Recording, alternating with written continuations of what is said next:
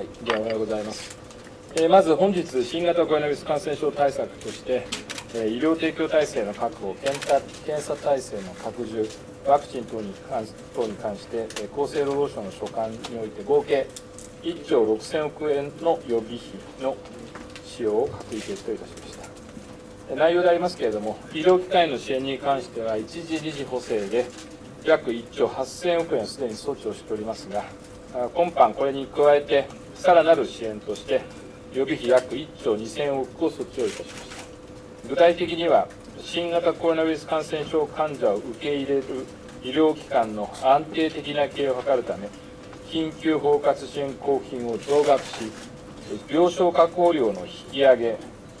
これはこれまで3倍に上げたものをこの5倍に上げるわけなんですが、といった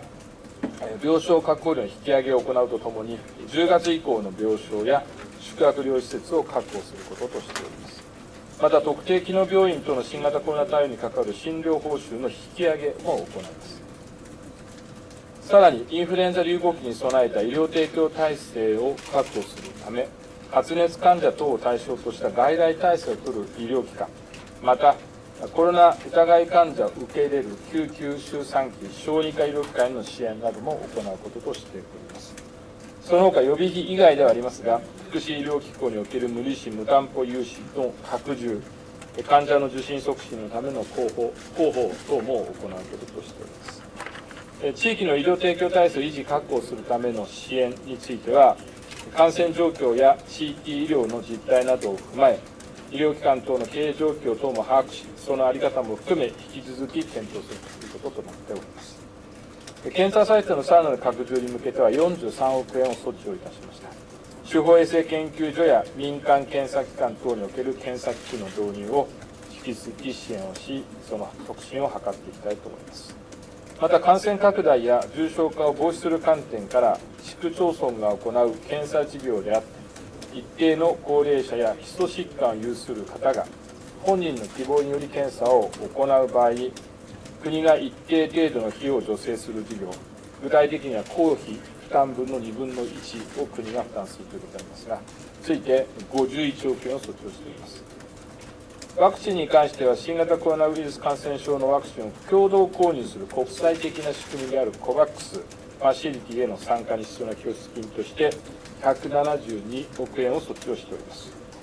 このファシリティへの参加については、8月31日に参加の意思表明をいたしましたが、先ほど今回の予備費の閣議決定を踏まえ、契約書への署名を行いました。我が国は正式に参加することとなります。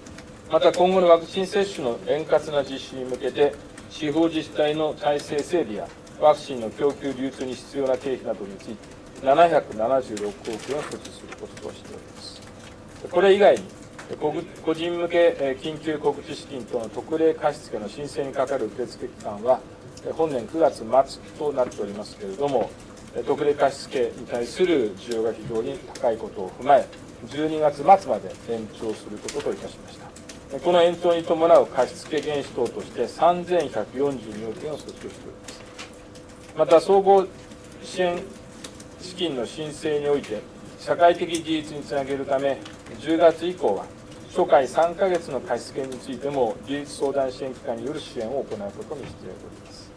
す。さらに、住居確保給付金については、現下の支給実績を踏まえ、今年度中に不足が見込まれる額として、219億円を措置をしたところであります。